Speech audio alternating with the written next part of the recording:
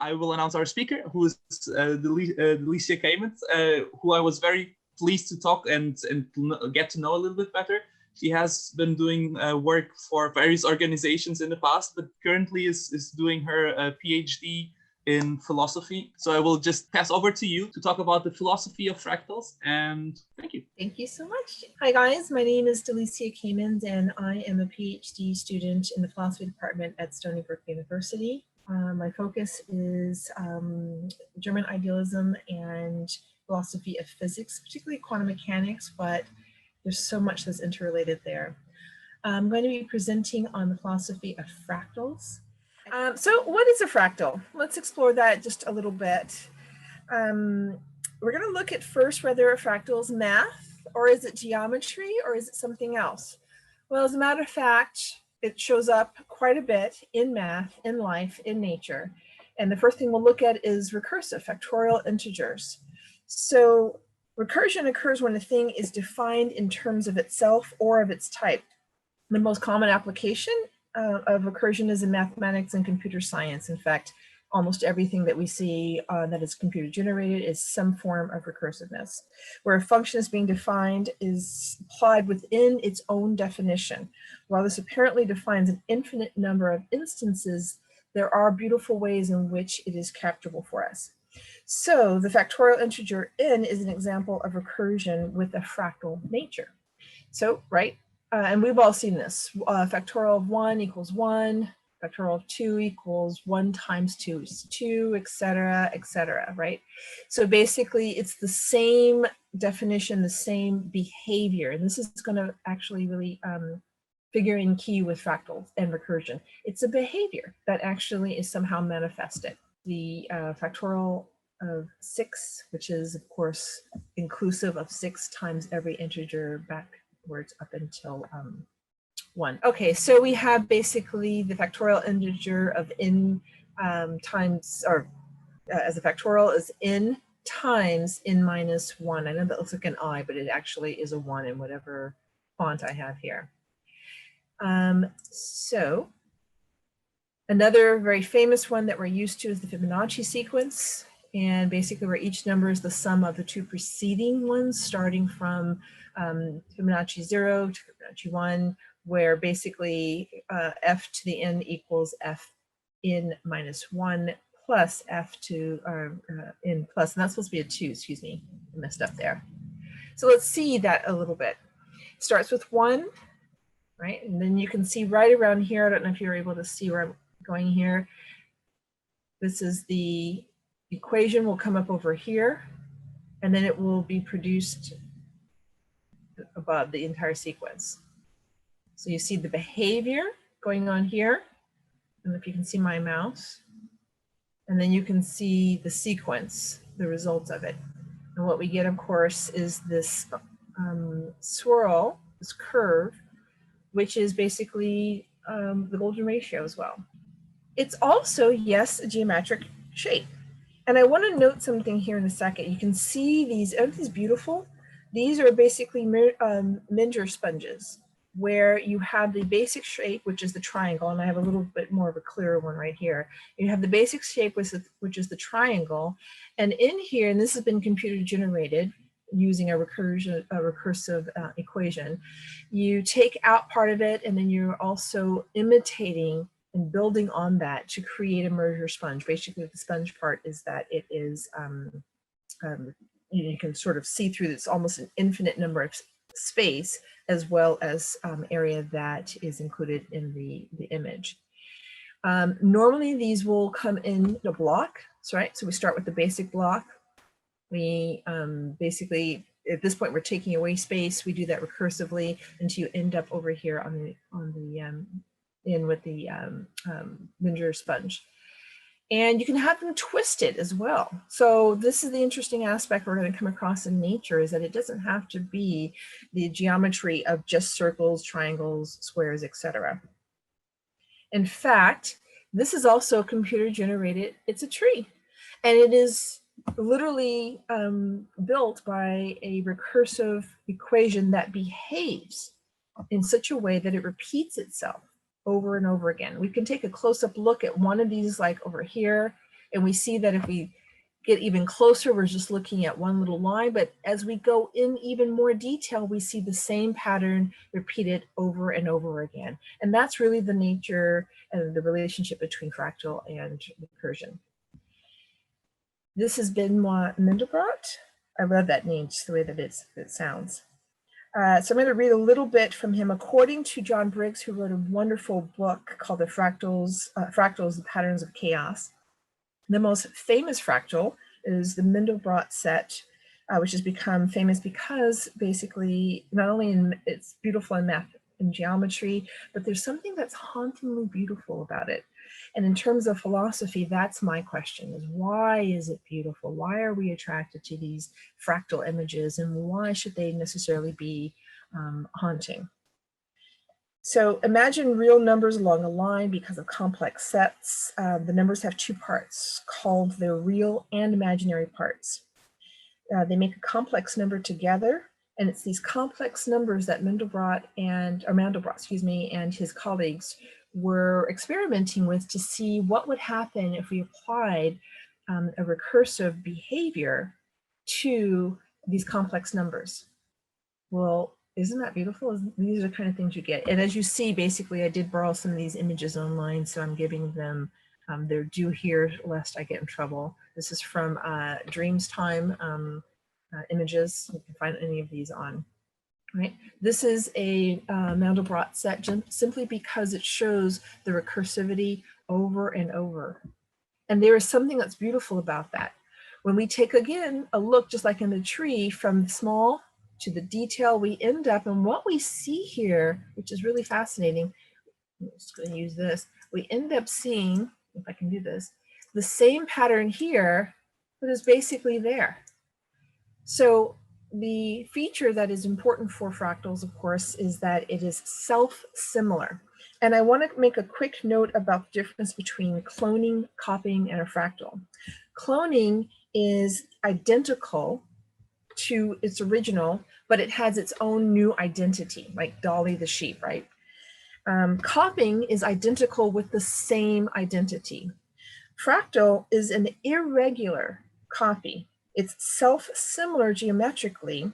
It's an object that can be subdivided into parts, each of which, when it's reduced, shows a self-similar pattern that is involved in building that image.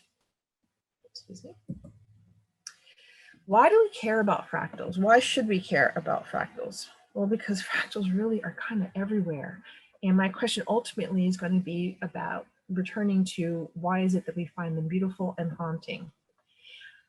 We find them in snowflakes. We find them in, this is actually just an ice crystal. Okay. The self-similarity, for instance, is easily understood by applying the zooming aspect of it. So we even see here where we have the curve of the original, and each one of these is just another recursion of that. Yeah. And in the leaf, right? This is just a very close-up of the leaf. All of this, as you can see, is a fractal nature, even down to, let me get my ink again, even down to these. These are fractal. They are self-similar, but not identical. And then we have the bigger pattern, which is also then, of course, fractal. We see it in a tree. You see, and this is from Alamy images. You see the fractalness right here in how the bark is grown. And we're going to end up seeing that when we cut the bark in half as well, we also see it. From Getty Images, obviously. We see it in the landscape, in the natural relationship of behavior between earth and water. We see fractal patterns happening over and over again. We see it actually, this is a coastline of Great Britain. And this brings to mind also that there are different kinds of self-similarity, which is difficult to actually define. There is self-similarity in terms of it being scalable or not scalable, but we see, just like in the Mandelbrot sets, we see this occurring naturally in nature. And you might look up Cantor sets too to get a little bit more information about how the math was first played with, and then they wanted to apply recursion to complex numbers. This is a mountain range, right? We see it again over and over. Nature is revealing itself to be fractal to us. Anybody know what this is? You can see the fractal patterns in it. Someone says a jacket or a blanket. Nope, but it could look like it's cotton or something. It's in nature. That'll be my hint. Any other guesses? Cloud cover? Yes, it's clouds. So we end up seeing basically all, all the way from down in the ground to the ground itself, to Earth itself. We end up seeing it all the way up into the atmosphere. And of course, lightning is a very obvious fractal. And again, you see that there is a pattern to it, and these are self-similar but not identical. Can anybody tell me why a line, though it has a fractal nature in that we can partition it, but proportionally it is not fractal? A line does not have detail. The line is the same exact, so it would end up being a copy of itself or a clone of itself at each portion. Now this is now obviously quite a bit of a curve, but if you were to go into the detail here, you would see the same individual design and detail, and that makes a difference between just a line period and a fractal line. Can anybody tell me what this one is? It's not gold. I'll put that out there. It's a leaf. That's a good one. Nope. Think bigger, much bigger. Surface of the sun. That's the surface of the sun, and it's fractal. When you look up close, you see that this is repeating itself over and over again, not just geometrically, but that each one then also has similar behavior. And if we were to go even closer, we would see that these then are further made up of fractal self-similar. And our galaxies, now this is obviously not an actual picture of a galaxy, it's too beautiful and clean, right? But when we look at galaxies, they are self-similar. And we see that the arms, right? And each one of these, if we were to look at each one of these more closely, right, we go down to, I think in our own galaxy, we're somewhere around here or maybe here on the outside, we would see a same sort of elliptical or revolving nature there. And the same thing as we go bigger into the galaxy, bigger and bigger. Someone has drawn on some of these. So the idea or the question behind it is whether or not the entire fabric of space itself is just fractal in nature, meaning that if we could see the behavior of laws, of relations, of mathematical structures in between planets, et cetera, and the stars, would we see fractal behavior of the nature of space itself? We care about fractals because we end up imitating them. There's something that's pleasurable to us about that. Jackson Pollock actually in 1999, I think, was it, I'll have to find out the doctor, Richard Taylor, a physicist at the University of Oregon, he expressed the hidden orders of Pollock's work in a very different way. He found that Pollock's patterns were not at all random, and if anybody's familiar with how Pollock, of course, paints, it looks very random. He's throwing and he's walking around and thinking about it, but there's something reflective about his manner, or his method, I should say, that actually ends up with a lot of fractal. And again, if we were to look up close in these, we could see more and more excuse me, paint splatters. This is actually, you see, it's just the same exact fractal pattern again. So this is where artists will use information in the computer or computer code to recursively end up repeating the same pattern, and it scales. So that's another thing about fractals, is that it has to be, it can be scalable, but doesn't have to exactly be. But for the most part, the more that you go in, the more that you see scales there. And we shouldn't really dismiss any of these. Some of these, believe it or not, go for $16,000. And I actually found one piece that was listed for $458,000, just recursion, just fractal recursion happening. There's something that draws us into this balance, and I'll talk a little bit about that as I go further. And of course, one of our most famous fractal artists is N.C. Escher. These I borrowed from a presentation that I saw. You can even take something as not attractive as, say, like a bat, looking like almost a little mini demon, and make something beautiful about the pattern of it, repeat it. And of course, we see it through, you just change the colors, but the pattern again is still the same. And the ultimate, I think, recursive or fractal image from Escher, absolutely self-identical, absolutely calling on itself to repeat something about itself. So, fractals show up in food, right? Onion, the bell pepper. This is a Romanesco broccoli. And that's beautiful. This is what it looks like naturally, right? It just grows this way. This was obviously made for the point of being fractal, but we have sushi within sushi. But in general, our food tends to have a very similar aesthetic to it. Rack of lamb, we cut these up, French fries, potato chips, even the way we serve, or we serve things on a platter, we want it to look very similar.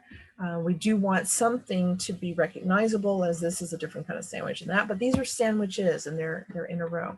Can anybody guess what this is a close-up of? It's genetically modified, but it's still the essence of it. Very, very, very zoomed in here. From the chat, bone marrow. No, but that's a good one. That's a really good one because it does look like actual bone marrow when it's up close. This is actually corn. When we, you know, once the actual corn that we eat is taken away, this would be the husk. I don't know if I have any Rick and Morty fans out there, but just because I ended up in corn, I had to bring this up. So in this cartoon, and if you're a Rick and Morty fan, shout out, they land on a planet. They're looking for a planet to live on. And they realize, hey, how exciting, there's strawberry on the cob. Oh, wow, popcorn on the cob, trees on the cob. But then they start noticing, a little disturbingly, are those mountains on the cob? Yes, they are, in fact. So Rick, our scientist, picks up a rock with ants on it. Not only is the rock on a cob, but the ants are on the cob. In fact, they flee this planet because everything is on a cob down to the micro scale. So fractals kind of remind me that a little bit, that it's basically recursion. All right, why do we care about fractals? It's biology. Cells, they can self-replicate, but each one does something unique. Each one behaves in its own way, but together they behave very similarly. The DNA, we have basically recursion all through here, recursion in the pattern, and every step with every twist, we have recursion there as well. In fact, our new friend, the coronavirus, right? And when it self-replicates, each one is an individual behavior, but whether it's the design of the individual crowns on them or the overall sort of image of it. Can anyone tell what this is? E. coli. Oh. Yeah, actually it's bacteria, so it's fabulous. And here again, we see that everything, when we get closer down, is showing us a fractal nature to it. As someone who's interested in quantum mechanics, this is now a new way for me of looking at the micro scale. We are in fact made fractally. So these are bones. You see that they just repeat. This bone, right? Now, they don't have to be exact copies. They have to have a fractal nature to it. And now on the next slide, I'm going to look at what happens when you have a fracture in a bone. It actually ends up healing. So you have the hematoma, then you have the blood vessels reaching down. Again, we see the fractal nature here. Then we have actually the marrow trying to, or the bone trying to reconstruct itself until it ends up recreating the original fractal structure of the bone. Here's another view of it so that you can see, and this is where, right, you can see right here, this is where the, you can see here where I can see where somebody might have thought, oh, it looks like corn. Look at the healing process. This is fractal. This is fractal. We see it here, and then we see it actually between the break. The human nervous system is also fractal. In fact, we look like a tree root or a plant root. Our lungs are definitely fractal. We are fractal. This is now about us, right? We make little versions of ourselves. And as they grow, whether they're really small or as they grow, even the family unit, and this is not just, of course, with humans, but it's actually just in animal and life, tends to be. Experience is fractal, right? Whether we start from how we're going to design a building, and each one of these corresponds to a more complex version. You see here, the very first one, and then you see this structure within the structure here. And then as the pattern, if we would look at it from above, this could have been an art too, but because it actually would be something that we would build or could build, I'm putting it in an experience. A building built 100% in a fractal structure. There's something about the pattern that gives us a certain comfort. If we were to look at a downtown New York street, we see apartment buildings basically with little windows, fractal buildings of a larger city, right? The closer you get in. And then you go into those windows and you see the rooms are alike. Tract homes, right? I personally am a bit scared of these, but there's always like some great scary movie like Vivarium, if you guys haven't seen it, that involves like, you know, subdivisions. And here's a bigger view from that where you can see a fractal pattern. This starts now to seep into the way that we think. And we have to wonder, did we learn this from nature? Are we biomimicry? Or is this something about the way that we think as well? Here's a view from a tract where you can see literally the same structure repeated much bigger on a cul-de-sac, right?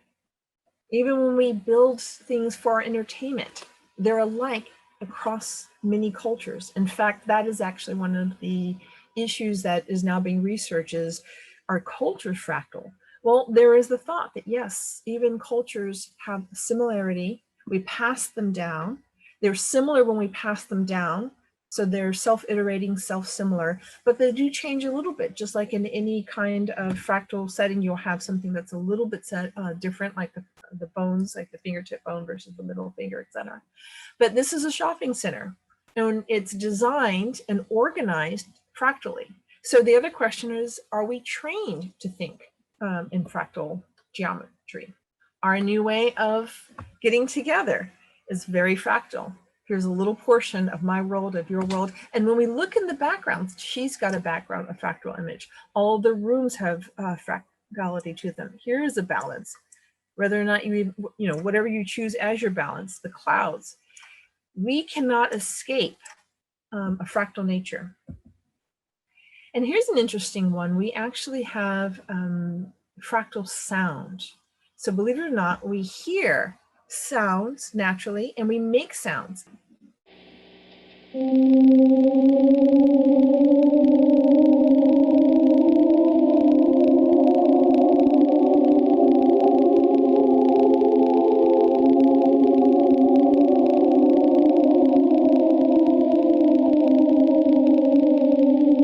Sounds a bit like the Doppler effect, right? I got my Doppler earrings today. So this is actually, there's a certain dimension within which we can see and hear. And so fractals are about dimensions as well. They're about a bounded area to which this recursive application mathematically is performed or considered in that boundary. And so within this boundary of sound, you can see it is the Menger sponge here. And if we were to cut that into record or to capture, basically give 1 point to each one, it ends up having that natural sound. So fractals are even in our everyday experience. Now this brings me then to our thinking. Is fractal thinking? For that one, I am going to go to my notes. All right, so Homer Smith, who's the co-founder of an independent research group based at Cornell University, produces fractal images with the aim of attracting young kids. Right, so there's something about getting them used to math, but doing it in a way that appeals to something that naturally we find beautiful or inviting. Fractals help us calibrate our short-term scales within the longer scale of, so as the universe expands, as time goes on, as history gets larger, the human time scale gets longer and longer. And there's something about the fractality of time, because that's another way that fractals can actually evolve, is over time, geometrically, through behaviors, through patterns. And being fractal is a way for a system to be in touch with itself, talking to itself, but not locked in. Says Ari Goldberger, who is a psychologist. You can't exist if you are fixed at one frequency. But if you're all over the place, that doesn't fit either because you're just flying about. So there is some balance called the 3/4 measurement, which is interesting because it's also part of the Taoist belief system where you never actually do anything in life all the way, but only up to 70%. So if you're doing Tai Chi, for example, you can find this also in Western, right? Aristotle talked about finding the mean between extremes. And it's usually somewhere between, it's never quite just in the middle, but it's somewhere between the two extremes of whatever action you can take. So we see that the brain itself is formulated. It itself is a three-dimensional fractal organ. So the next body of research that's being done right now are the emergent properties associated with fractals. Culture is a really big one, but so is the behavior of computer programs. So is when we set something mathematically and we give it image or give it geometry, we can see that it can be a self-rotating larger image. When we look at the sun, for example, one little, this nugget going down and down and down and down, one little collection of gas that has been embodied or at least collected in this bounded region, overall, it produces its own activity. So we have things such as solar flares. And if you look at a solar flare, you'll find actually that that's a fractal nature as well. So we not only think fractally, we experience fractaling, we design fractaling, we live in a world that's fractal to us. The idea is the emergent property of fractal, does that equal consciousness? So this is what a neural network looks like, both in programming and also the way that we've at least best tried to lay out how the human brain might look if we were to not tangle it up. But here's the tangled view. Right, this is an artist rendition, obviously. It would be great if we had microscopes that could give this level of detail and color. So these are neural networks, of course, right here, and the little synapses coming out right here. And this is what it would look like from afar, as best as we can tell how the neural network works in the brain. There's nothing but fractal recursion going on here. Emergent, when we put it all together and we think about having what emerges from that, right? From just a network being read it again. And by read it, I mean that you're repeating the same behavior, you're going to your go-to, your habits, etc. Right? We, again, that's Aristotle, right? We build habits, we do things until they're second nature and we don't think about it. But what emerges from that? That whole thing, that whole collective, this picture that's coming out, our own solar flares, if you allow me, might actually be what thinking is. And so then there's the question of, is the ultimate emergent behavior of fractals consciousness? You see an apple here, right? And then we have the experience. Is there something that is going on in terms of thought that interacts with whatever reality is? If you're interested in this aspect, this is where the German idealists really come in to play. They talk about the nature of space. What are the first principles, whether it's being, thought, action, a pure form of intuition, as Kant might say. But we wonder what emerges from this. If everything in the universe and everything that we experience, everything around us is fractal in nature, could consciousness be that fractality? Well, if you look at some of the German idealists, they would say in a way, yes. Thinking, for example, of both Hegel and Schelling. Different conclusions, but the first act being self-awareness. This is also Descartes' cogito, right? I think that's the first act and fact. And that's what Schelling calls it, a fact act. I think, and therefore I am at once. And as that expands, we organize appearances or sensation as we sort of interrogate ourselves, also a recursive behavior. We interrogate ourselves about sensations until we end up with categories, concepts that end up explaining the world. So the question in German idealism, or what they posit, actually, the proposition, is that experience and reality is in fact maybe sourced in our own mind. And if that's the case, then that really would be where the fractal nature is coming from. So I'm going to leave it at that. If you have any questions or anything, if anybody was interested, I think I have one more little picture on this one. I did have some sources here, which I'm happy to And that's going to look so much better once I can get rid of the ink on there, right? You can even see fractality in lines, in etches, and old photos, right? And you can, if you can see, there's actually the same sort of recursion right here going on. So just consciousness and the reality of even ourselves is just really a nature of the mind thinking recursively. Just a quick ending with another Rick and Morty, right? So there was the episode where time was split first in 2, then in 4, and so on and so on. So, here are my sources if anyone's interested, and I can make those better available. And with that, I thank you. I thank G4G and Celebration of Mind. Well, thank you so much, Delicia. We already have a question in the chat. What sort of implications do you think this supposition would make when you move from a neural map / computational / representational model of cognition / consciousness and move to a full embodied account of consciousness? That is such a great question, and I'll tell you why. Because the reason that consciousness has started to be an area of investigation for psychologists, computer scientists, mathematicians is AI, right? If really thinking is just a fractal nature, if it's just about recursion patterns that then reveal some emergent, some larger understanding of behavior, right? It comes out larger. So we are, in many ways, if this theory is correct, our behaviors are similar, right? Because we share, we're all fractals of each other, of humanity and of thinking. But if this is just emergent fractality, being shown as emotion and thinking and behavior, could this not be the key to AI? Myself, you know, I'm a big believer in the philosophy that I study. I went into philosophy because it really was, for me, not just something I study, but an investigation into nature, what is.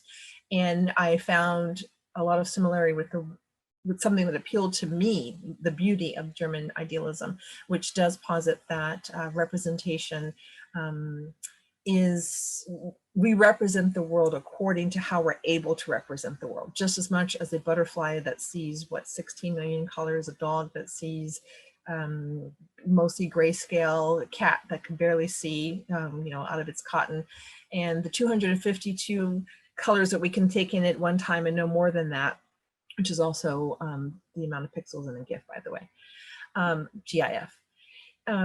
If all of this is really just a representation of our own mind, it kind of would make sense that maybe we are fractal beings ourselves, and maybe consciousness or thinking is.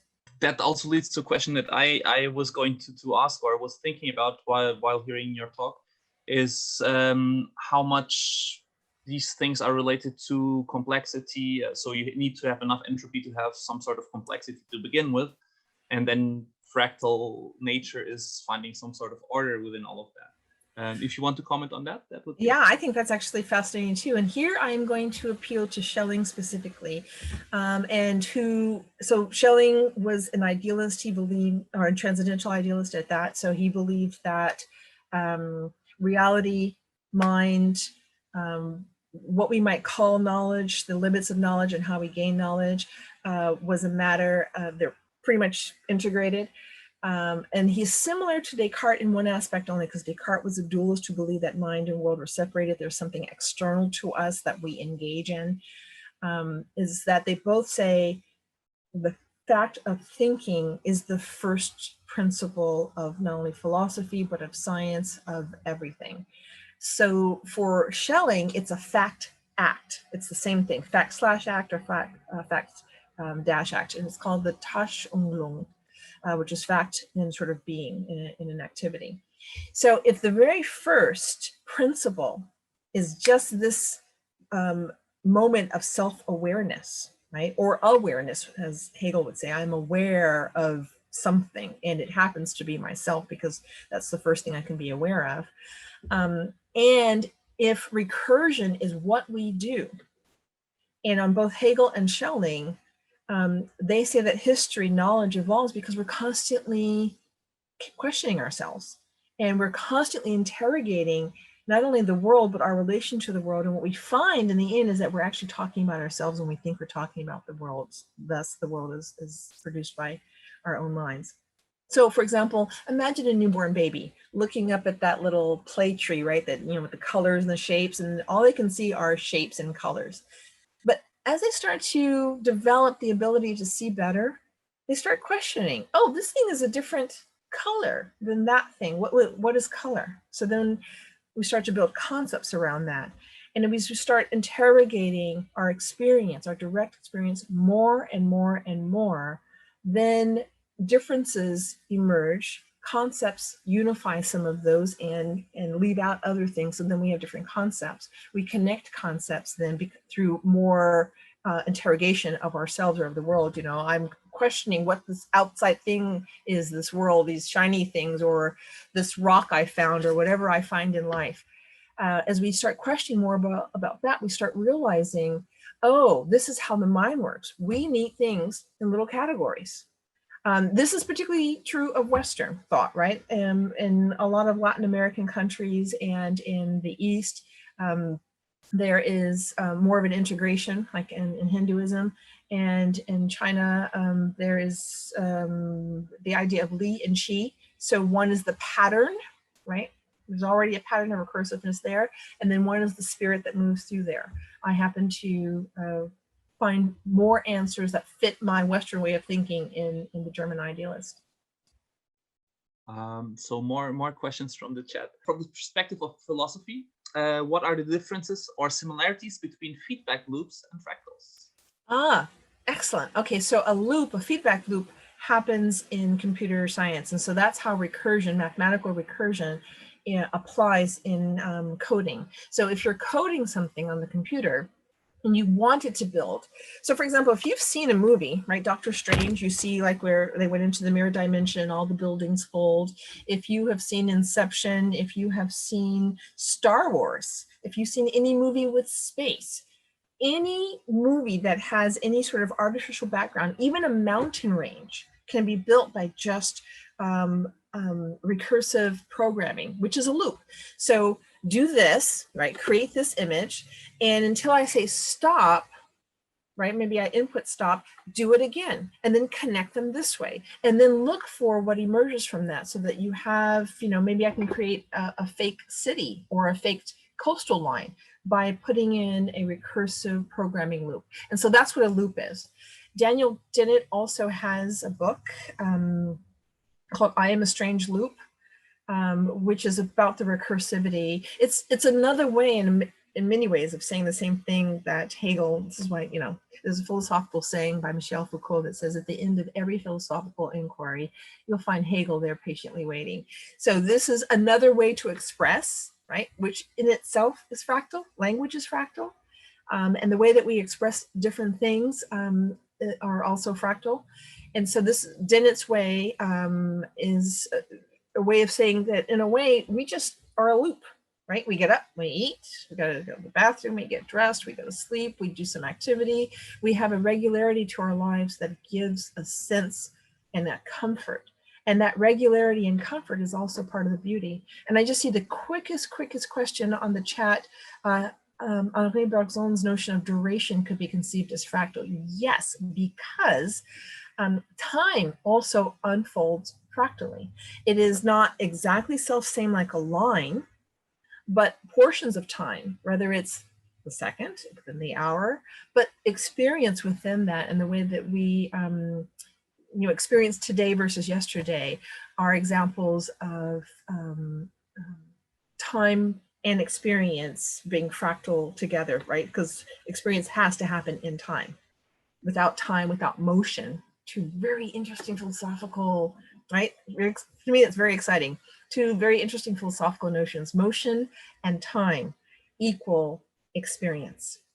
And so that motion, what is that? That's that first interrogative question. What am I looking at? What am I thinking about? Who am I? What am I? What is consciousness? Oh, Doug Hofstadter. Yes, excuse me, not Dennett. Doug Hofstadter. Thank you.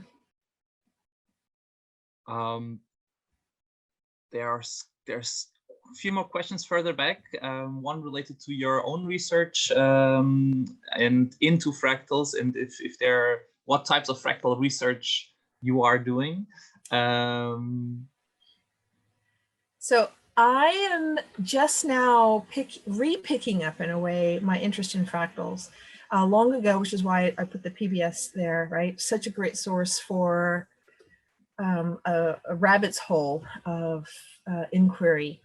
But I remember seeing a documentary on fractals on PBS, and so I went back to that one as well. They've updated, on Nova, I think it was.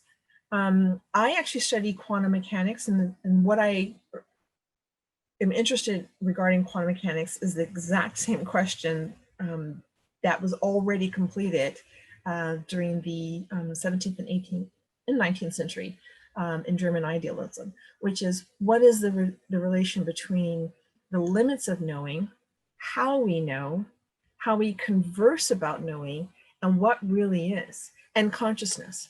I'm fascinated by the fact that at the quantum level, it is consciousness that makes everything what it is. When something is measured, how it is measured, and what way it is measured is a matter of consciousness and consciousness's decisions or way of being able to understand what it's measuring. I'll give you an example. When I go into a room, I can turn a light switch on or off. I give it 2 values. We don't have values for, hey, blue, like, unless we have something fancy going on. There's no sideways switch. It's just the up and down. There's not 4 choices. It's 2, because the 2 options there that I want in my room or in a house is light on or light off. Well, we do the same thing when we look at quantum particles. We make a decision. What is it that I want to look at? And I pick 2 things. And it's unfortunately limited not only to just 2 things, really to one thing you can know well and one thing you can kind of know. And what you know well is a matter of, did you flip the switch on or off? What did you do to create the reality of light on or light off?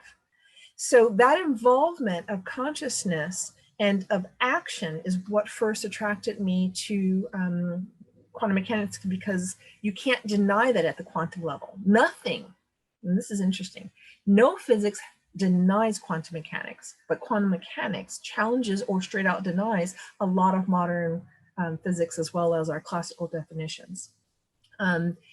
Because of that, and so this is my interest is associated there, because that's what the German idealists were interested in doing. They've created a language to talk about it, a way to talk about it. And prior to, as I was telling Tiago, prior to 1834, they were studying science. They were studying the latest science of their day. They were talking about it in philosophical terms. So now that I have, as I was researching, I came across fractals again and realized that the connection between fractal thinking and perhaps fractal consciousness and how pervasive it is. And I started to realize this may have to be a side or some component in that. That's probably something I'll have to talk about with Professor Kreis at some point, right? Because he's my advisor on this. And yes, I would love to do a presentation to kids. I am constantly interested in reaching out to, I think this is inherent in us, it's innate. And so we don't need a whole lot of training unless we want to talk about it at the higher levels. But kids are going to be attracted to patterns just as we are. They're attracted to colors, and because they are not contained trained, right? We learn to think within certain boxes, we put on different hats. They frequently have feedback and questions that are like, could be, stop gaps for us, or break the stopgap, I should say. And this for the people who did not see the message for the panelists, it was an invitation for Delicia to come and speak. That you mentioned that you might want to share your email. Could we do that? Yes, let me put it in actually here. So without further questions, thank you so much for a very beautiful and very recursive and very fractal talk. And well, thank you very much, Lisa. Thank you. And I want to thank Tiago as well. Thank you so much for facilitating and making sure that everything works, well, and going in between chats and questions. I'm a big believer that nothing in the world happens in a vacuum.